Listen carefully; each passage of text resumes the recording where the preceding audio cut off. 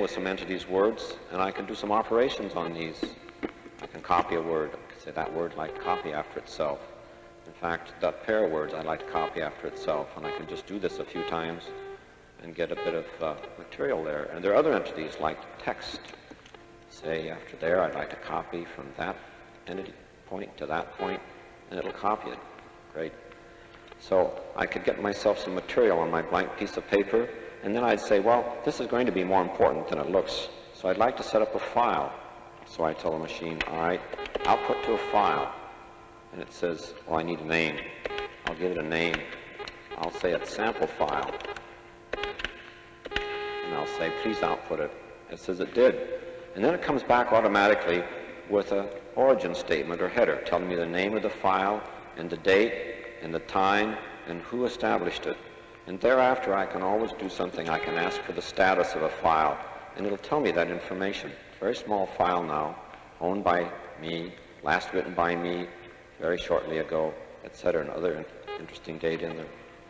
So we've seen how we can start with a blank piece of paper and go to developing a file. This file is one statement with a few prepared just after my wife called me and said, on the way home, would you do a little shopping for me? So as soon as she said that, I got my system organized.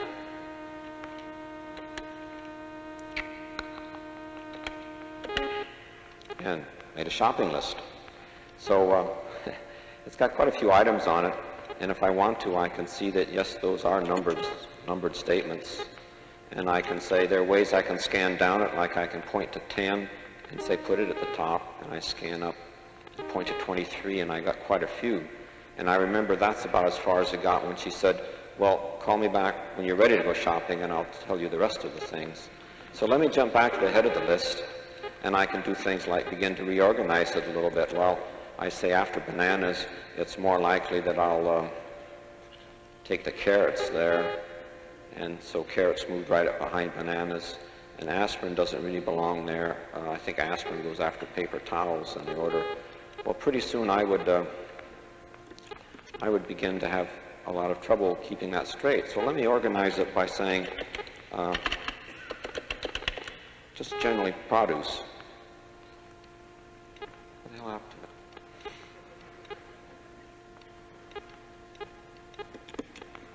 All right, I'm going to try it again. I enter a statement that says, hey, that's what I got. It's sponsored by government agencies exclusively, ARPA, NASA, and RADC now, and in the past, AFOSR and ESD, and these were the people that first grub staked us many years ago. All right, and it's been a goal-oriented pursuit for many years, and I think we can just go off and get a quick little picture I sketched to show this is the staffing over the years from 1950 on, and it's had slightly bumpy history. During these years, there was only one of us. I go back to where I was and say, let's continue on in this file. That link took me out to a different file, to a statement for that view, and I jump back to this file where I was, and now within this file I make a link to another to say, the HIRC is pursuing these goals. Basic goal, improve the effectiveness with which individuals and organizations work at intellectual tasks. What does their effectiveness involve then? Better solutions, faster solutions, solutions to more complex problems, with better use of human capabilities.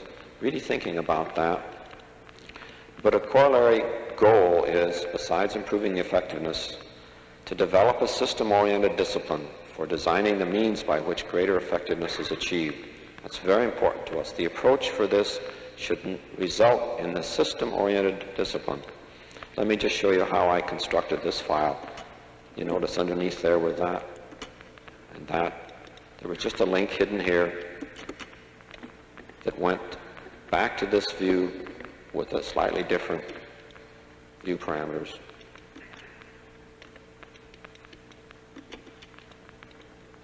To give you that view.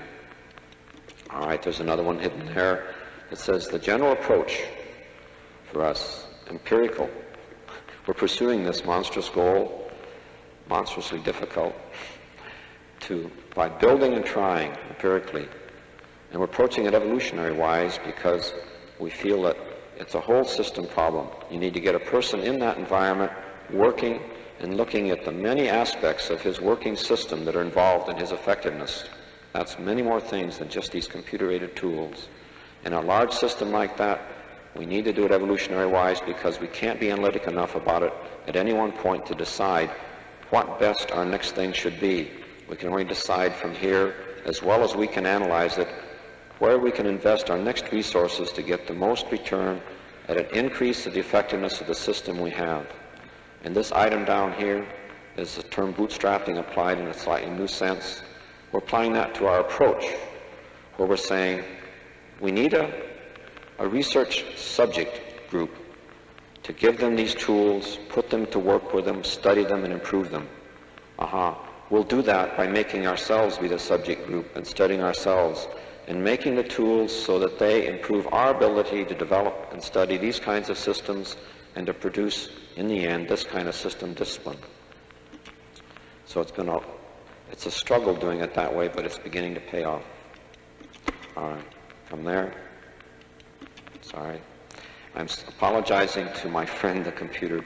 I said jump to link and hit it up here, and it went and found these parentheses starting here and says that's not a link. I should have hit it here, and it'll find a real link, and I'm back in this list here. And I've given you an overall picture about the program, and that's out of the way, and I can just move my marker down and say, let's save that version. So this tool, in pursuing those goals, one of our principal tools is this computer aid system. Let's talk about it as a system. There's a link sequence to jump in there too, where we talk about NLS, meaning online system, a very general term. It's going to be NLS for many, many years, an online system that will evolve. Right now we consider it to be primarily an instrument and a vehicle for helping humans to operate within the domain of complex information structures. Well,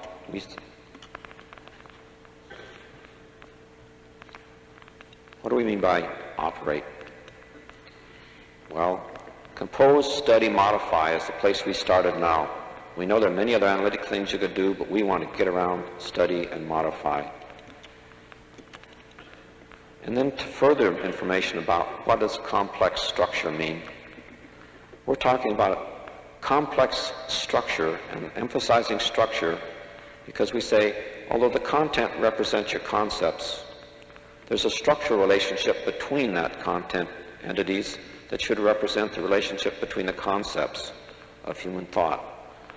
All right, we never can do that very well with linear text. So inside the computer we can represent that quite well. In fact, we can represent information structures in a computer that would generally be far too complex for you to study directly. But NLS serves as a tool to roam over that, navigate through a complex structure, be able to find your way and be navigating, move about it rapidly, and be able to see what you want to see at any given point. That's how we think of NLS as a tool. All right, these are all very important concepts to us because these, together with bootstrapping, have told us where to start. We start by building an instrument that we can sit at and work during our day to organize the kind of working information we need as a task force developing systems. We need to write our specifications, our plans, our programs, our users' guides, our documentation, our reports, and even our proposals. So we've been using these. Let me return back here and said I've finished that version, and to help you keep track of where we are, and a little bit to help me too, we'll move that down. So having gone through these items, I'd like to come in now and begin to telling you something about the implementation. So I'm going to open up under here and talk to you about the control techniques. The principles for its operation are quite easy to see. If you'll turn it over, Don. Can you hear me, Don? Would you turn it over and we'll see, right. Its principle is that there are two wheels that roll on the surface. But since they're at right angles and kind of sharp edges, One roll and the other slide in one direction. Each of these wheels controls through a potentiometer with a voltage output sampled by an 880V converter. The numbers taken in by the computer at sample times as to what the horizontal vertical components are to be of where it should put the tracking spot. And as the mouse moves over a surface, and I don't know what his terminal is right now, so I have to ask for somebody to connect me to him audibly. So Bill, will you come in through this intercom? Hello, Doug. Hi. I need to know what terminal you're on, Bill. 13. Okay. I'd like to have him see my text. And so this special thing, if I label 13, will switch over. So in his display, he sees my text. So I'll execute it. And sure enough, it does. But what's that running around? Well, if he's looking at my text, he'd like to have something to say about it. So we put on a marker, a tracking spot that he controls. So he's sitting there in Menlo Park looking at this text, and he can point to it. But we've carefully reserved for me the right to control and operate on this, so my bug is more powerful than yours. But we can have an argument. Yeah. That's what they call a bug fight. So, all right. So in case you haven't been listening, Bill, we've been going through lots of examples and setting up in collaboration here so that we can go on into information retrieval. And we've set up now audio coupling, and then we're both looking at the same display, and that'd be very handy to work. We can talk to each other and point, and maybe later I can hand you the chalk on this blackboard, like saying, here, you control it. But let's stay this mode now and add another feature that hardware-wise is available to the kind of display we have. I'd like to see you while I'm working on it. So before I can do that, I'd have to set up my display in a certain way. Set it up so I see it over like that. That leaves a corner up there, and I say, now computer, do the automatic switching that'll bring in a camera picture from the camera mounted on his console, such as the camera mounted on mine is. Hi, Bill. That's great. Now we're connected audio. You can see my work, you can point at it, and I can see your face, and we can talk. So let's do some collaborating. You're silent. Oh. What do you want me to say? Yeah. There's nobody here but a large audience, Bill. All right. All right. So let's go talk about information retrieval. And there are a lot of things I've been showing them and jumping around and finding your way, relating back to the portrayal I gave about NLS as an instrument on complex data structures. It shows them how we can get around and find things. I showed them the content analyzers to help locate things locally. You had a file kind of classifying retrieval stuff. Why don't we switch to it? Yeah, good. Hey, I can't point. Oh, okay. You on 13 or 12? 12. You're on 12, okay. You had executive. There you go. Where am I? There. There you are. Great. All right. Now, talking about hot retrieval. That's you're going to have to defend that. You going to give it to me? Yep. Oh, okay. We've been talking about retrieval all afternoon, really. That's one of